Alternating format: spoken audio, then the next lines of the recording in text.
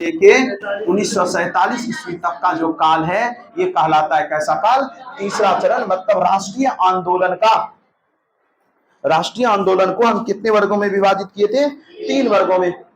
राष्ट्रीय आंदोलन का तीसरा जो चरण है, तीसरा चरण कहलाता है गांधीवादी युग। ये काल जो होता है 1919 से लेके 1947 तक।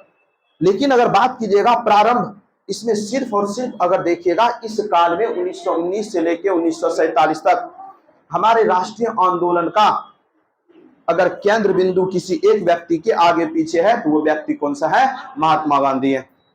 इसी वजह से इस काल को ही हम क्या बोलते हैं? गांधीवादी काल बोलते हैं, गांधीवादी युग बोलते हैं। और राष्ट्रीय आंदोलन का अंतिम चरण और राष्ट्रीय आंदोलन का तीसरा चरण, 3 चरण में ही है। और राष्ट्रीय आंदोलन का आप समझ लीजिए इतिहास भी ज्यादा दिन आपका चलने वाला है नहीं। पढ़ाने का पढ़ा दिए थे, मतलब समझिए सब चीज पढ़िए लिए तब तो अंतिम में है। लेकिन ये थोड़ा लंबा चरण है, समझ गए? थोड़ा आपको लंबा चरण है। तो 1919 से लेके 1947 तक का इतिहास पढ़ेंगे, थोड़ा सा इसके बारे में जानेंगे, महात्मा गांधी के बारे में। आज कहा किसको कहा जाता है? गांधीवादी युग कहिएगा। इससे पहले आपका दूसरा चरण क्या कहलाता था? उग्रवादी चरण। कौन सा चरण? उग्रवादी। और इससे पहले था उदारवादी। इससे पहले कौन सा था?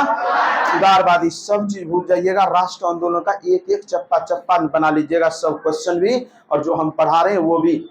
चलिए थोड़ा सा गांधी जी के बारे में जानते हैं। आप जानते हैं गांधी जी के बारे में? बचपन से पढ़े होंगे। महात्मा गांधी जी का जन्म कब हुआ था जी? 2 अक्टूबर। अब सुनिएगा, अब आप लोगों को नहीं बोलना, हम बोलते हैं। 2 अक्टूबर 1869 ईस्वी को महात्मा गांधी जी का जन्म पोरबंदर का में पोरबंदर गुजरात में हुआ था। और इसके पापा जी का नाम था मोहनदास करमचंद गांधी।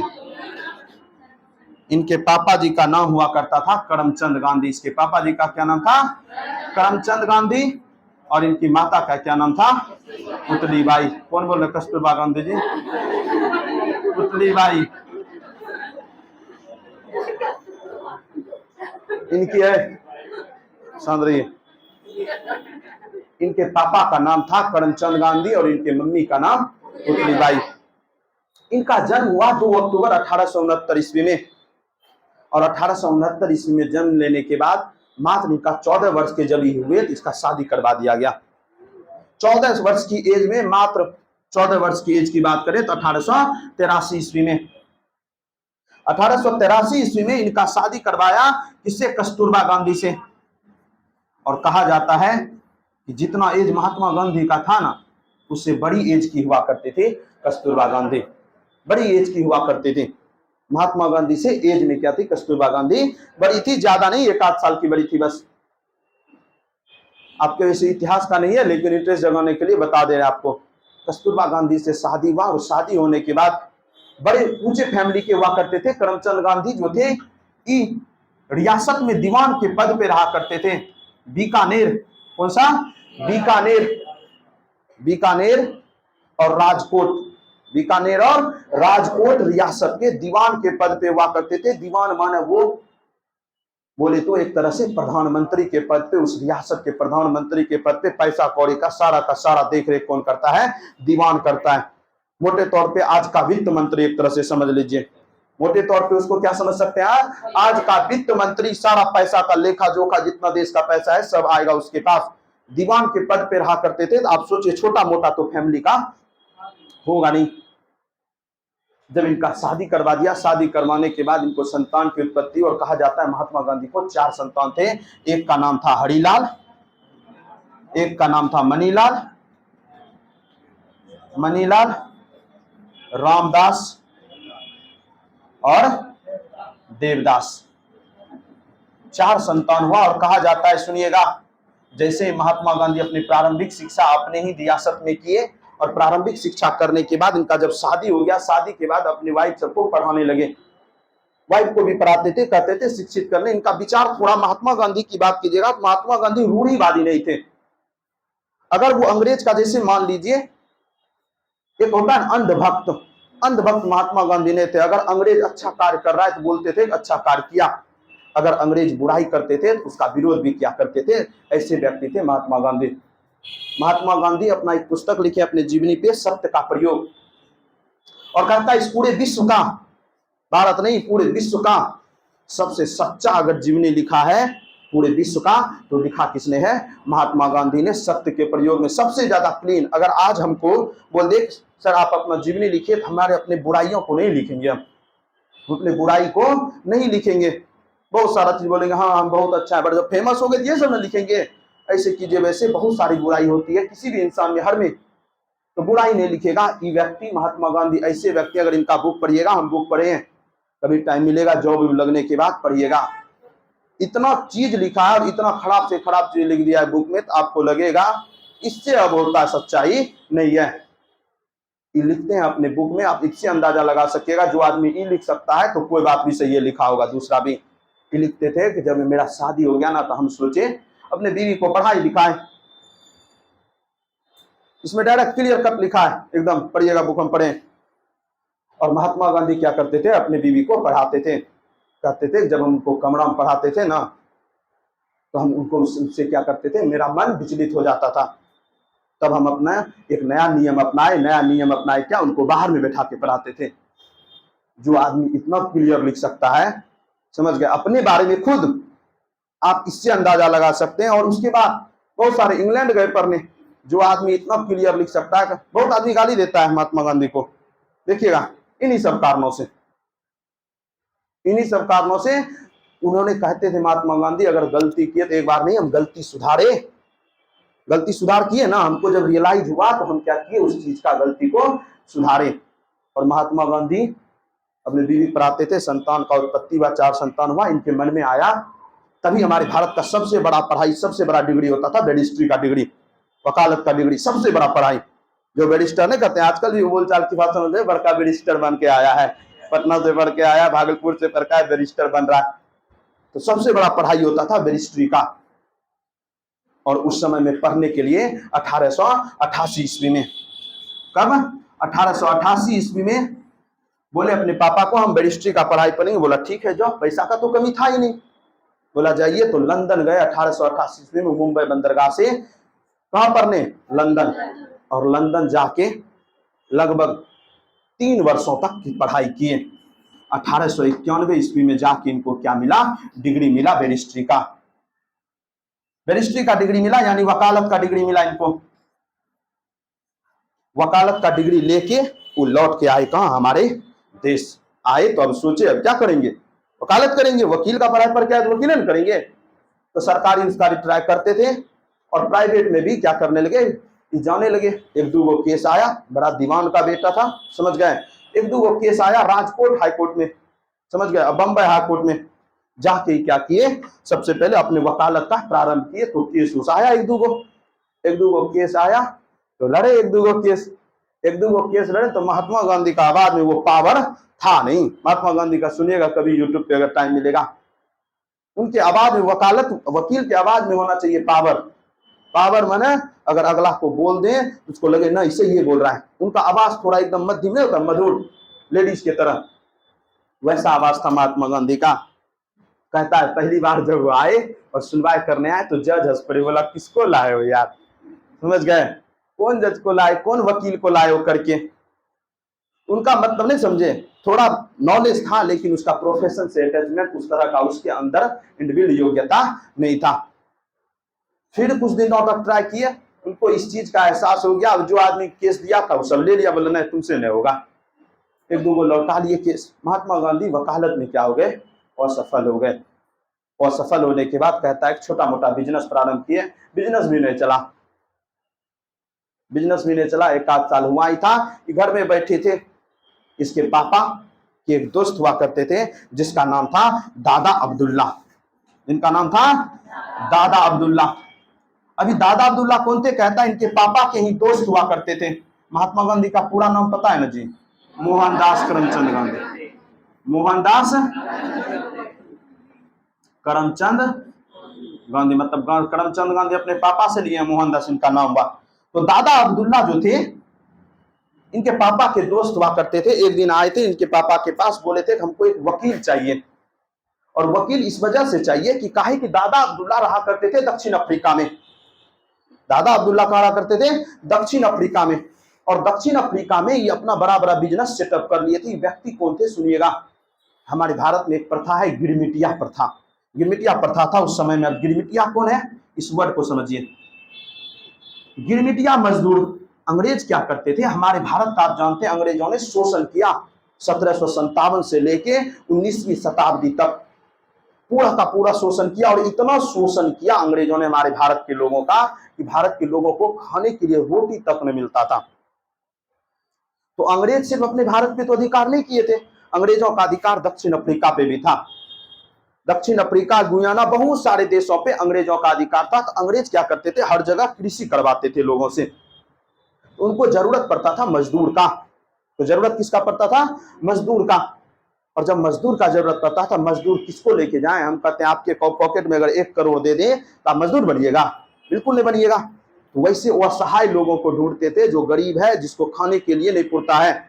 उससे अंग्रेज क्या करता था, भारत आके गरीब और असहाय लोगों से एग्रीमेंट करता था। एग्रीमेंट करता था कि हम तुमको 5 साल के लिए लेके जाएंगे दक्षिण अफ्रीका, और 5 साल में हम तुमको इतना पेमेंट देंगे, ये देंगे, वो देंगे, तरह तरह का लोग देके उससे एग्रीमेंट करवाता था। और एग्रीमेंट करवाता था कितने वर्षों तक?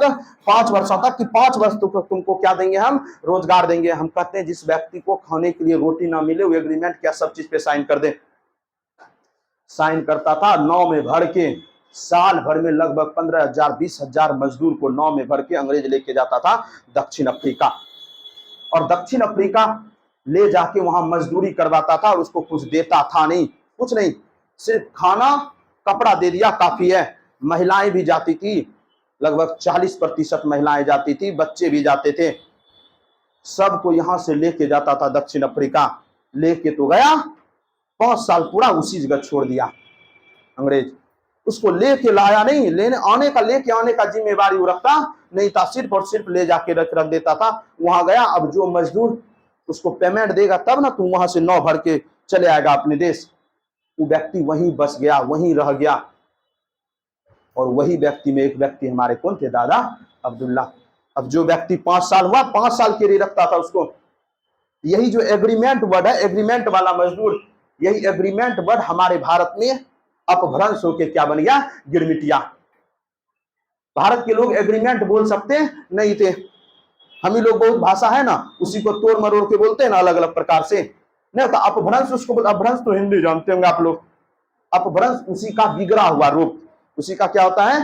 बिगड़ा हुआ रूप। बहुत सारा इंग्लिश में ऐसा लैंग्वेज है जिसका हम लोग क्या करते हैं, गलत इस्तेमाल करते हैं। उस समय के लोग एग्रीमेंट बोल नहीं सकते थे, तो उसी को एग्रीमेंट का अपभ्रंश रूप गिरमिटिया बन गया। उसको क्या बोला जाने लगा? जो मजदूर सिग्नेचर करके जाता था ना, एग्रीमेंट करके, उसको बोला जाता था गिरमिटिया मजदूर। वो मजदूर को दक्षिण अफ्रीका लेके जाता था, और ऐसा सब बहुत सारे देश में। और वहां उसको 5 साल काम करवाता था, फिर उसको छोड़ देता था। अब वो व्यक्ति के पास अगर कुछ के पास पैसा है, वो व्यक्ति चले आया, और नहीं तो वहां स्वतंत्र होकर अपना व्यापार बिजनेस प्रारंभ कर दिया। चीजों को समझे क्या? वहां जैसे स्वतंत्र हो गया, तो वहां ही रह के अपना बिजनेस व्यापार जैसे हो सका, जिस तरह से होगा वहां से अपना भरण पोषण। अभी भी जाइए दक्षिण अफ्रीका में, ढेरी भारतीय मिलेगा, बहुत सारा भारतीय आपको हर देश में मिलता है। क्यों मिलता है? इसके पीछे का रीजन यही है, अंग्रेज ले लेके जाता था। तो अंग्रेज पहले दास, किसी को बोलते थे दास व्यापार। वहां गिरमिटिया मजदूर का खरीद बिक्री होता था। गिरमिटिया मजदूर का खरीद बिक्री होता था। जैसे लेके गया यहाँ से 10,000, मान लीजिए किसी व्यक्ति को जरूरत है, वो 10,000 में 5,000 व्यक्ति को खरीद लेता था। चलो गिरमिटिया मजदूर हो गया, और गिरमिटिया मजदूर से परमानेंट काम करवाते जा रहा था। तो गिरमिटिया मजदूर, ये प्रथा था कहाँ में? हमारे दक्षिण अफ्रीका में। और हमारे भारत के मजदूर थे, यही मजदूर जाते थे कहाँ? दक्षिण अफ्रीका। तो उसी में एक व्यक्ति थे दादा अब्दुल्ला। दादा अब्दुल्ला बहुत पहले गए थे, और वहां जाके क्या किया था? अपना बिजनेस सेटअप कर लिया था, अपना धन संपत्ति ज्यादा बढ़ा लिया था। एकदम पावरफुल व्यक्ति वहां बन गए थे दादा अब्दुल्ला। दादा अब्दुल्ला दोस्त थे महात्मा गांधी के। पापा के आए, बोले ऐसे ऐसी बात है। तो दादा अब्दुल्ला के भाई लड़ रहे थे। लड़ किस लिए रहे थे? संपत्ति का बंटवारा को लेके। तो उनका संपत्ति गुजरात में भी था, और उनका संपत्ति कहां में था? दक्षिण अफ्रीका में भी था। बोला आप संपत्ति का बंटवारा करेंगे। संपत्ति के बंटवारा करने के लिए दादा अब्दुल्ला और दादा अब्दुल्ला के भाई सब ने जाके केस किया। केस कैसा हो गया? केस किया कहां? दक्षिण अफ्रीका के कोर्ट में। बोला ठीक है, संपत्ति का बंटवारा करते हैं। लो डॉक्यूमेंट, डॉक्यूमेंट लेके गया, संपत्ति का लिखा हुआ, खुद लिखा था गुजराती भाषा में, लिखा किस भाषा में? गुजराती भाषा में। अब दक्षिण अफ्रीका के जो जज थे वो तो इंग्लिश जानते थे, बोला ये कौन पढ़ेगा बे, इसको कौन पढ़ेगा? बोला एक ऐसा आदमी लो, वकील भी हो और गुजराती भाषा का ट्रांसलेट करे किसमें? इंग्लिश में। समझ गए? महात्मा गांधी कोई पावरफुल वकील थे नहीं जो उनको दक्षिण अफ्रीका लेके जाएंगे। उनका मजबूरी था कि वैसा वकील ढूंढेंगे जो गुजराती भी जानता हो और इंग्लिश भी जानता हो, गुजराती भाषा का ट्रांसलेट कर दे किसमें? अंग्रेजी में। इस समस्या सुना, बोला बस मेरे ही घर के तो महान जन है। इनके पापा के पास बोला हमारे घर में ऐसे बैठे रहता है, लेके जाओ इसको, कर देगा ये सब चीज। समझ गए? तो महात्मा गांधी को 1893 ईस्वी में दादा अब्दुल्ला ने बोला हम आपको फीस भी देंगे और अच्छा वकील वाला फीस देंगे, चलिए दक्षिण अफ्रीका मेरा केस लड़िएगा, केस भी लड़ लीजिएगा, बाकी गुजराती भाषा का ट्रांसलेशन सब चीज हो जाएगा। बोला ठीक है चलो, चल दिए, नाव पे बैठे, लेके चले आए यहाँ दक्षिण अफ्रीका आया और दक्षिण अफ्रीका आके अपना जर्नी प्रारंभ किए। पता किया क्या क्या समस्या है, सब समस्या किया। तो महात्मा गांधी बोले इधर आओ, दोनों भाई को बुलाए। समझ गया? और दोनों भाई को बोला कोर्ट कचहरी काहे जाना, लो इधर संपत्ति देखे। और महात्मा गांधी कोर्ट कचहरी बिना जाए हुए घर में बैठा के दोनों भाई को समझा बुझा के उसका जमीन का जो जायदाद था उसका बंटवारा कर दिए। वहां केस क्या बोला, लेकर केस वापस ले लो, मतलब कोर्ट कचहरी जाने ही नहीं दिया। ये बात फैला, बड़ा व्यापारी था, ये बात फैला। महात्मा गांधी को तरह तरह का प्रोजेक्ट आने लगा, मेरा ई बना दीजिए, वो बना दीजिए, पासपोर्ट बना दीजिए, आधार कार्ड बना दीजिए, मतलब उसी तरह का वहां कुछ ना कुछ तो होगा ही। समझ गए? उस समय का मेरा वोटर आईडी बना दीजिए, ये बना दीजिए, तभी बनता था पंजीकरण पत्र। आप भारतीय हैं, गिरमिट या मजदूर है, उसका एगो प्रमाण पत्र लेके चलना होगा आपको एनी टाइम पॉकेट में, आप काले व्यक्ति हैं। समझ गए? नस्लीय भेदभाव था वहां पे। तो इसी क्रम में महात्मा गांधी का वहां रोजगार चल पड़ा धीरे धीरे, दूसरा केस भी आने लगा, तीसरा केस भी आने लगा, ऐसे ऐसे। एक दिन महात्मा गांधी जा रहे थे डरबन से प्रिटोरिया, प्रिटोरिया डरबन 2 स्टेशन है, 1893 ईस्वी का ही बात है। डरबन प्रिटोरिया, डरबन से प्रिटोरिया जा रहे थे और फर्स्ट क्लास का पैसा था, फर्स्ट क्लास का टिकट कटाए, एसी का A1, जाके बैठ गए स्टेशन में। गए, रास्ते में अंग्रेज आया, अंग्रेज देखता है काला व्यक्ति बैठा है ट्रेन पे, काला व्यक्ति ट्रेन पे बैठा हुई फर्स्ट क्लास में। अंग्रेज बोलता बे तुम काला व्यक्ति, अंग्रेजी तो समझते थे, महात्मा गांधी इंग्लैंड में पढ़े थे, हैं? क्या बोले? महात्मा गांधी गोरा थे।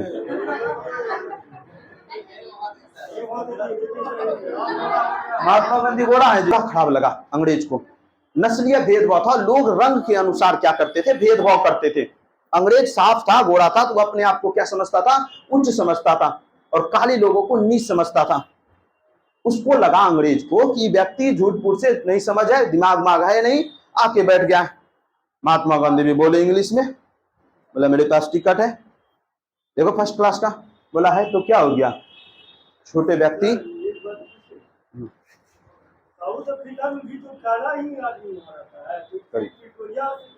वही नहीं है अंग्रेजों के अपेक्षाकृत का, एक अंग्रेज यहाँ है, देखिए कर्क रेखा से इतना दूरी पे अंग्रेज है, और अब इधर का लोग इतने दूर पे हैं। अब समझ गए? अभी भी कोई इतना दूर तक क्या रहेगा, काला, इधर काला है पूरा का पूरा, इधर नहीं है।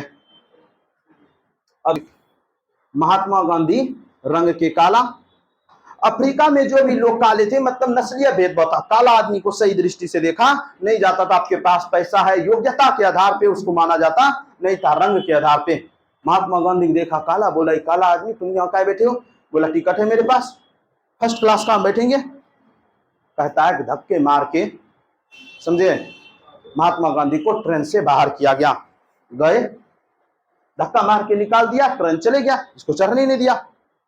ये भी जिद्दी आदमी, तुरंत आया, आके स्टेशन मास्टर से जिस स्टेशन पे उतारा था, कहता है पीरियड्स मर्थ वर्ग, उस स्टेशन का क्या नाम है, पीटर मेरिट्स वर्ग। उस स्टेशन का क्या नाम है? पीटर लिख दीजिए, पीटर मेरिट्स वर्ग, ऐसे ही आपका पीटर मेरिट्स वर्ग स्टेशन का नाम है। उस स्टेशन के पे इनको उतार दिया गया। स्टेशन पे स्टेशन मास्टर से मिले, बोले ऐसे ऐसे बात है, हम फर्स्ट क्लास का देखिए टिकट है। पहले देखा स्टेशन मास्टर, बोला तुमको कौन बोला था? बोला हमको पिछला जो ट्रेन आ रहा है उसका फर्स्ट क्लास का एसी का टिकट दीजिए। महात्मा गांधी बोला जो पीछे से ट्रेन आ रही है उसका फर्स्ट क्लास का टिकट दीजिए, नहीं तो अभी हम यहीं बैठे रहेंगे, जाएंगे नहीं। महात्मा गांधी बैठे रहे, सुबह से शाम हुआ, नहीं यह दिया स्टेशन मास्टर। लास्ट में जब देखा बड़ा जिद्दी आदमी है, स्टेशन मास्टर टिकट काट के दे दिया फर्स्ट क्लास का, और फर्स्ट क्लास का दे दिया। फर्स्ट क्लास का देने के बाद दूसरा जब ट्रेन आया तो उस पर बैठे महात्मा गांधी और जा रहे थे। फिर जब दोबारा होने वाला था तो एक अंग्रेज उसी में बुद्धिजीवी लोग को बैठे होंगे, एक बुद्धिजीवी वर्ग के लोग बोलते हैं, जब उसको फिर उतारने लगा, एक बुद्धिजीवी वर्ग के लोग बोलते हैं कि जब उनके पास टिकट है तो तुम क्यों ऐसा कर रहे हो, उनके पास फर्स्ट क्लास का टिकट है। तब दोबारा ट्रेन से भी वो पहुंचे, वहां गए। महात्मा गांधी को इस चीज का बहुत ज्यादा शौक पहुंचा। बोला कि जब मेरे साथ ऐसा हो गया तो हमारे यहाँ जो गिरमिटिया मजदूर जो भारतीय लोग रहते, काले लोग रहते, उसके साथ तो और नस्लीय भेदभाव होता था, नस्ल के आधार पे, रंग के आधार पे। इसी वजह से महात्मा गांधी ने 1894 ईस्वी में एक संस्था का स्थापना किया। 1894 कहते हैं, हाँ 1894 ईस्वी में, जिसका नाम है Natal Indian Congress. Natal Indian Congress की स्थापना किया। और इसमें बोला जितने भी व्यक्ति हैं जो रंग भेद से प्रताड़ित हैं, वो सब व्यक्ति संस्था में शामिल होइए और हम आपका क्या करेंगे, आवाज उठाएंगे। रंग भेद से जितने भी लोग प्रताड़ित हैं और जितने भी काले लोग थे, सबको एक प्रमाण पत्र लेके चलना पड़ता था एनी टाइम कि हम ही छोटा व्यक्ति हैं, दिखाओ। उसको फिर बोलता था दिखाओ, तुरंत दिखाता था। तो भेदभाव होता था ना इस तरह से, ऊंचे जाति लोगों के लिए तो नहीं था, जो गोरे व्यक्ति थे, अंग्रेजों के लिए नहीं था, सिर्फ और सिर्फ काले व्यक्ति के लिए था गिरमिटिया। तो इस तरह का जो भेदभाव था, महात्मा गांधी ने आवाज उठाया और इस संस्था के तहत और अंग्रेजों से जा जाके मिले और महात्मा गांधी प्रयास करते रहे। इसी प्रयास में महात्मा गांधी ने 1894 ईस्वी में नटाल इंडियन, उसके बाद एक पुस्तक लिखा जिसका नाम है इंडियन ओपिनियन। और ये लिखे कहाँ में लिखे? क्वेश्चन इस बार दरोगा का पूछा गया, शायद बीपीएससी का पूछा था, महात्मा गांधी ने कौन सी पुस्तक दक्षिण अफ्रीका में लिखी थी? तो कौन सी पुस्तक? इंडियन ओपिनियन पुस्तक दक्षिण अफ्रीका में। पुस्तक ढेरी लिखे महात्मा गांधी, हिंद स्वराज, सत्य के प्रयोग, गीता माता, समझ गए, हिंद स्वराज, इंडियन ओपिनियन, गीता माता, ऐसा ऐसा ढेरी पुस्तक लिखे महात्मा गांधी। लेकिन पूछा क्या था जानते हैं? महात्मा गांधी ने कौन सी पुस्तक दक्षिण अफ्रीका में लिखी थी? तो हिंद स्वराज भी ऑप्शन में था, आप याद कर लिए, महात्मा गांधी ने पुस्तक लिखा है, लेकिन कौन दक्षिण अफ्रीका में लिखा है याद रखिएगा, इंडियन ओपिनियन पुस्तक लिखी। उसके बाद महात्मा गांधी ने 1904 ईस्वी में, कब? 1904 ईस्वी में फिनिक्स फॉर्म की। किस फॉर्म की? फिनिक्स फॉर्म की क्या किए? स्थापना किए। और उसके बाद 1910 ईस्वी में टॉल्स्टाय फॉर्म की स्थापना की महात्मा गांधी ने। इतना स्थापना की और महात्मा गांधी के ही प्रयासों से 1914 ईस्वी में दक्षिण अफ्रीका में जितने भी रंग विरोध यानी रंग भेद, नस्लीय भेदभाव के लिए जितने भी कानून थे, उस सब कानून को क्या किया गया? रद्द किया गया महात्मा गांधी के प्रयासों से ही। बोला कि रंग भेद के आधार पे अब किसी के साथ भी भेदभाव नहीं किया जाएगा। 1914 ईस्वी में, कब? 1914 ईस्वी में। आप इस चीजों को याद रखिएगा। नटाल इंडियन कांग्रेस की स्थापना 1894, फिनिक्स फॉर्म की स्थापना 1904, टॉल्स्टाय फॉर्म की स्थापना 1910, इंडियन ओपिनियन के लेखक कौन है? महात्मा गांधी। और इस बीच में ऐसा नहीं था महात्मा गांधी हमारे भारत नहीं आते थे, ऐसा नहीं था। हमारे बीच में महात्मा गांधी क्या करते थे? भारत आते रहते थे। जैसे 1901 का कांग्रेस अधिवेशन में भाग लिए थे महात्मा गांधी सबसे पहली बार 1901 के अधिवेशन में। तो धीरे धीरे महात्मा गांधी का क्या होने लगा, जब इस सारा का सारा रंग भेद को लेके कानून खत्म किया ना, पूरे के पूरे विश्व में बात फैला। हेडलाइन बना अलग अलग न्यूज का कि रंग भेद को लेके अंग्रेजों से लड़ा एक व्यक्ति, और पूरे भारत में भी व्यक्ति फेमस हो गए। महात्मा गांधी भारत के सभी नेताओं के नजर में आने लगे, और नजर में आने के बाद बोले कि अब तो चलिए रंग भेद का कानून हट गया, अब्दुल्ला का मामला भी सलट गया, अब चलते हैं अपने देश। महात्मा गांधी 9 जनवरी 1915 ईस्वी को हमारे भारत आए। 9 जनवरी 1915 ईस्वी को भारत आए, और भारत आने के बाद सबसे पहले मिले गोपाल कृष्ण गोखले से। कांग्रेस के सदस्य थे गोपाल कृष्ण गोखले। गोपाल कृष्ण गोखले से जाके मिले, बोले कि हमारे देश में भी ऐसा समस्या है। गोपाल कृष्ण गोखले अवगत कराए कि हमारे देश में भी इस तरह का व्यवस्था है, लोग क्या है प्रताड़ित हैं, अंग्रेज उसी तरह से, अंग्रेज वहां भी और अंग्रेज यहां भी। इसी वजह से तुम क्या करो, कांग्रेस में शामिल हो जाओ, और कांग्रेस में शामिल होकर हमारे अपने देश के लिए कुछ करो। महात्मा गांधी को ऐसा प्रोत्साहित किया किसने? गोपाल कृष्ण गोखले ने। गोपाल कृष्ण गोखले ने जब बोला तो बोला ठीक है शामिल हो जाएंगे। बोला उससे पहले एक काम करो, अगर तुमको इस देश की राजनीति को समझना है, इस देश में क्या करो, तुम गांव गांव चप्पा चप्पा एक बार अपने देश का भ्रमण करो। 1915 में आए थे।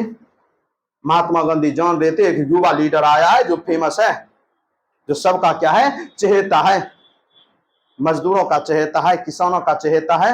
सबसे ज्यादा तो उस समय मजदूर और किसान ही थे, और सेना में शामिल होता था वही मजदूर और किसान का बालक। आज भी होता है। किसी बिजनेसमैन का बेटा देखे सेना में शामिल होते हुए? नहीं देखे होंगे। मजदूर और किसान, अगर सेना मरा, कोई आम सेना मरा, आप सुनिएगा ऐसे ही सत्य ही हमारे देश का, गरीब किसान का बेटा था।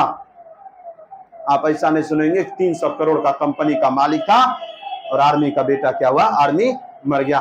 कभी होता नहीं है, पहले भी यही था।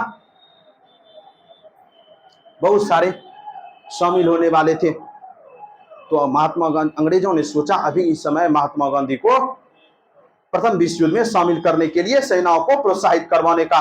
अंग्रेज पहुंचा फट से महात्मा गांधी के पास, बोला ऐसी बात गुरुजी, अब तो बाबा जी वहां तो झुका के आए अंग्रेज को, तो थोड़ा सा तो सम्मान देगा ही। बोला आप ना युवा को प्रोत्साहित कीजिए।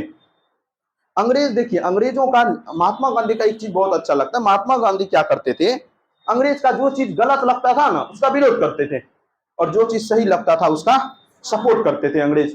अंग्रेजों का महात्मा गांधी सबसे बड़ा सच्चाई था। ऐसा नहीं आजकल क्या है, नरेंद्र मोदी या कांग्रेस कुछ भी करे अच्छा वही है, ऐसा विचारधारा मत रखिए।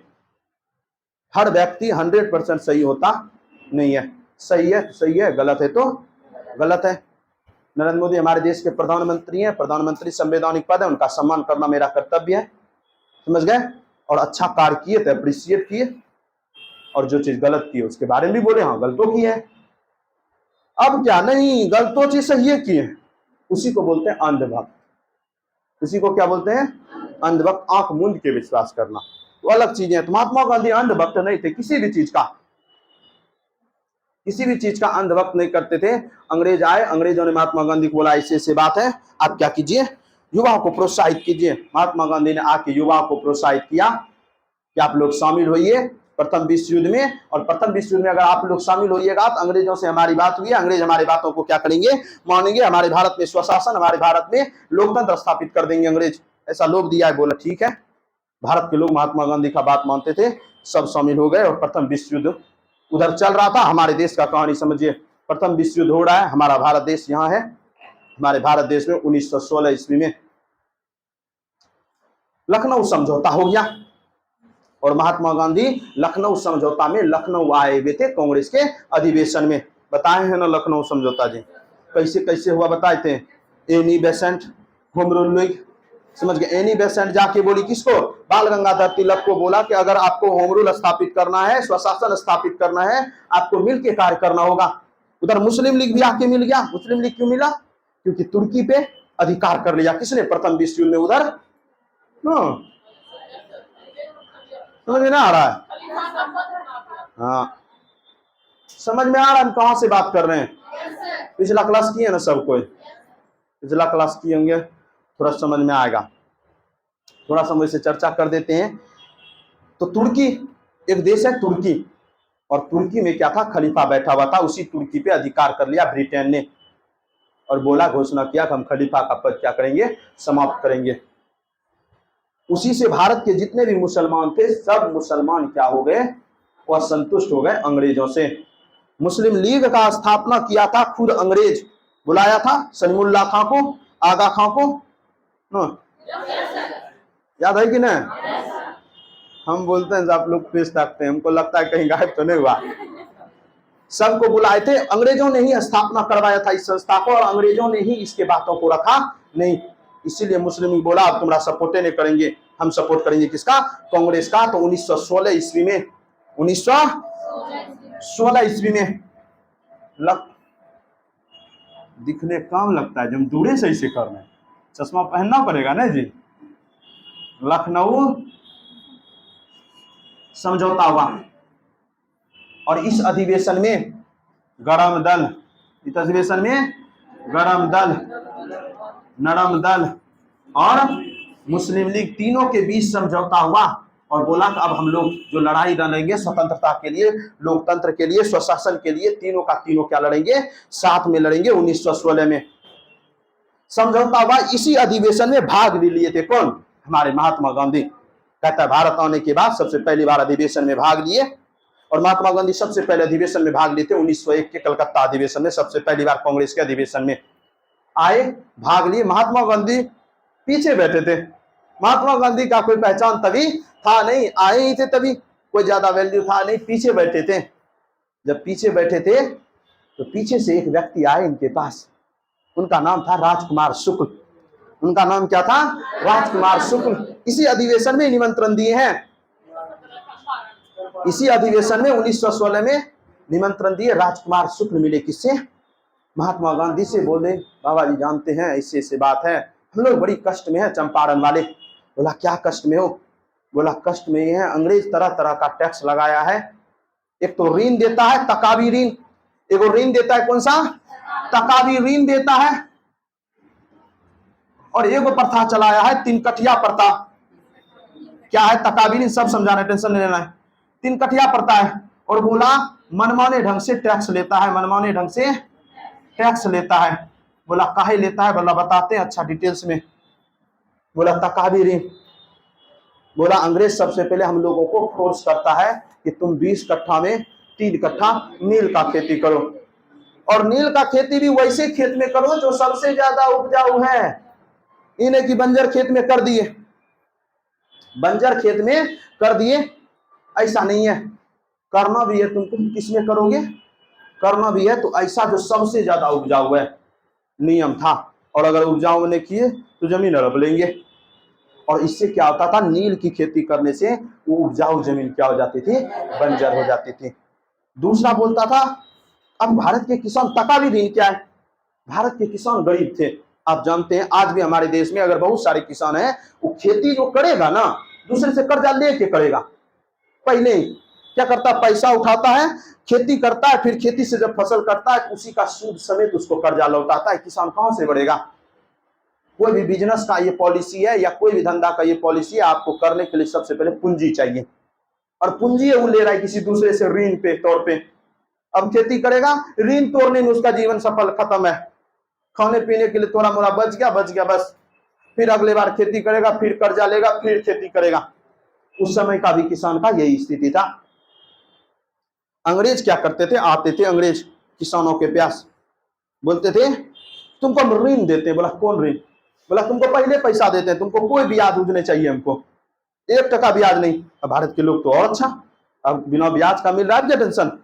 बोला लेकिन एक शर्त है। बोला क्या शर्त है, बोला तुमने जो फसल उपजेगा ना, फसल हम ही को बेचोगे, किसी और को नहीं बेचोगे, अंग्रेजों को बेचोगे, किसी और को नहीं बेचोगे। अंग्रेज और चालू, वो भी व्यक्ति ले लिया, बोला ठीक है ले लेते हैं, ले लिया ऋण। अब अंग्रेज बाद में आया तो ये तो संधि और शर्त के अनुसार है, हम ही को बेचोगे। अब भारत का चीज बोल रहा है छोट कम लेंगे, देगा नहीं देगा तो वहां से लेके वहां तक का ब्याज जोड़ो, भारत का सूद, भारत का सैकड़ा से जोड़ दो, बढ़ा के बोल दिया ऋण। अब किसान बेचारा हालत खराब है, कोई उपाय तो है नहीं, जबरदस्ती उसी को बेचना पड़ता था। अंग्रेज जो अग्रिम ऋण दे देता था, मतलब फसल होने से पहले क्या दे देता था, अग्रिम ऋण दे देता था, और उसको बोलता था फसल तुम किसको बेचोगे, हम ही को बेचोगे, जैसे नील का खेती है, नील होगा तो हम ही को बेचोगे। अब नील क्या होता है, एक तो खेत में किया नील, और ये भी बोलता था तुमको पैसा दे रहे तो बोएगा यही चीज, ये नहीं बोलेगा कुछ से कुछ, तुम्हारा मन है बोएगा नील, नील बेच दो ना मेरे पास।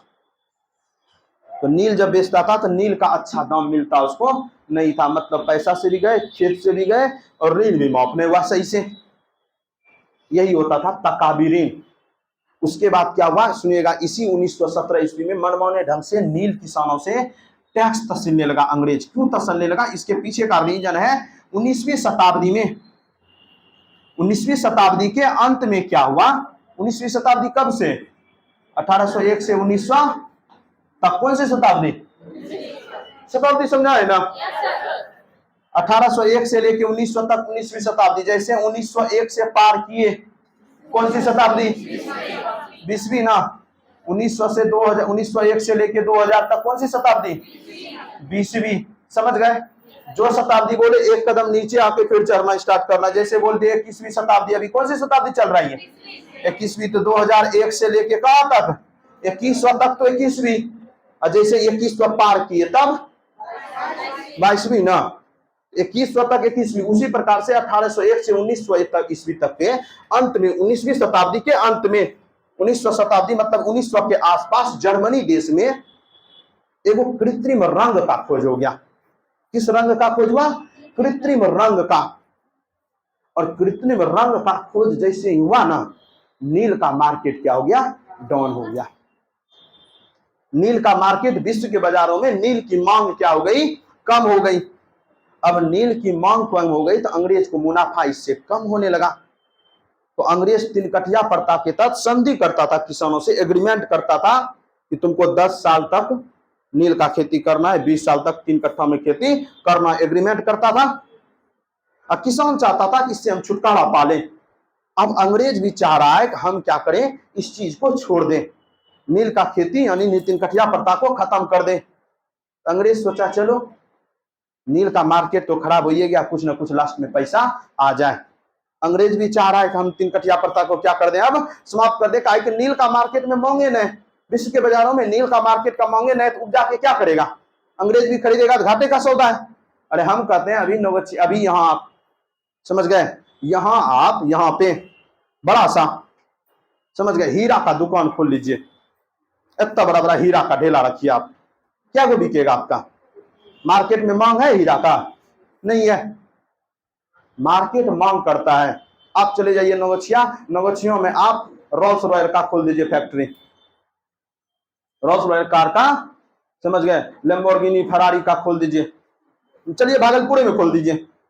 क्या आदमी लैम्बोर्गिनी खरीदेगा महीना में, एगो खरीद ले, साल में 1-2 खरीद ले। तो मार्केट में मांग रहेगा ना, तब बात को समझ रहे हैं, मार्केट में मांग रहेगा तब चीजों की क्या की जाती है, पूर्ति की जाती है। इकोनॉमिक्स ये कहता है, और वहां डिमांड है ही नहीं, तो यहां से हम उत्पादन कहां से करेंगे, उत्पादन करने का सवाल ही नहीं उठता है। अब सोच रहा है अंग्रेज भी इससे छुटकारा मिल जाए, अंग्रेज भी सोच रहा है, ऊपर से अंग्रेज के साथ साथ वो भी चाह रहा है किसी प्रकार से छुटकारा मिल जाए तो बेहतर है। तो सोचा जब छुटकारा मिलेगा इससे क्या करो, इससे पैसा कुछ ना कुछ ऐंठ लो। तो किसानों के पास आया, बोला कि तुम एग्रीमेंट तोड़ोगे, तुम चाहते हो तिनकठिया, अंग्रेज भारतीय लोग खुश, हाँ तो चाहिए तिनकठिया प्रथा। बोला इतना पैसा लगेगा। किसान सोचा किसी प्रकार से दे दो, सब दिन के लिए मुक्ति मिल जाएगा। तो किसान क्या करने लगा, कर्जा लेके जैसे भी ले लेके तिनकठिया प्रथा को खत्म करने के लिए, एग्रीमेंट खत्म करने के लिए पैसा तसीलता। अब एग्रीमेंट खत्म करने के लिए पैसा तसील रहा है कौन, अंग्रेज।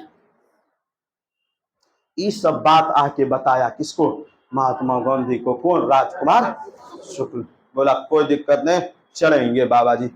आए यहां से यहाँ चंपारण मोतिहारी स्टेशन पे, समझ गए, आए उतरे, बोला चलो मिलते हैं अंग्रेजों से। जाके मिले, बोला क्या क्या समस्या है जी, क्या क्या कर रहे हैं। बोला कुछ नहीं यही सब है। बोला कीजिएगा कि नहीं बंद, बोला नहीं करेंगे। बोला ठीक है, सत्याग्रह स्टार्ट। और बाबा जी का तभी जलवा था, जलवा इस वजह से था बाबा जी सपोर्ट किए हुए थे। प्रथम विश्व युद्ध में अंग्रेजों से आया है, जो बोले कर दो, टेंशन नहीं लेना। बोला कि जो से पैसा ले लिए हैं पहले एग्रीमेंट रद्द करने के लिए, बोला उसका पैसा लौटा देंगे। बोला कब तक लौटाओगे, बोला सब नहीं लौटा पाएंगे। 25% सब उसको रखे थे, खर्चा हो गया, 25% लौटा देंगे। जिससे ले लिया था पहले पैसा एग्रीमेंट तोड़ने के लिए, बोला 25% उसका पैसा लौटा देंगे और तिनकठिया प्रथा को क्या कर देंगे, खत्म कर देंगे। तो एक जांच समिति का गठन किया। उस जांच समिति का सदस्य कौन बना, महात्मा गांधी भी बने। और जांच समिति को लोगों को समझाने में महात्मा गांधी सफल रहा कि प्रथा तुम्हारा गलत है। अंग्रेज मान भी गया कि कर दो, अभी प्रथम विश्व युद्ध है, ज्यादा इधर उधर करोगे सपोर्ट छोड़ देगा। और बहुत सारे रीजन है, एक रीजन तो नहीं रहा होगा कोई भी घटना का। तो सब प्रथम सत्याग्रह महात्मा गांधी का क्या रहा, सफल रहा और अंग्रेजों को उस तिनकठिया प्रथा खत्म करने के लिए मजबूर किया और तिनकठिया प्रथा क्या किया गया, खत्म किया। और सब ऋण, तकावी ऋण और वो जो आपका था पूरा का पूरा कौन सा, तिनकठिया प्रथा के लिए एग्रीमेंट जो करवाता था, एग्रीमेंट को तोड़ने के लिए जो पैसा लेता था, बोला उस पैसा को लौटाइए जितना आदमी का लिए हैं पहले। बोला सब नहीं लौटा पाएंगे, खर्चा हो गया, 25% लौटा देंगे। बोला ठीक है, जो है वो लौटा दीजिए, नहीं तो होने लगा। महात्मा गांधी ने उसका पैसा भी लौटवाया और साथ ही साथ में तिनकठिया प्रथा को भी खत्म किया।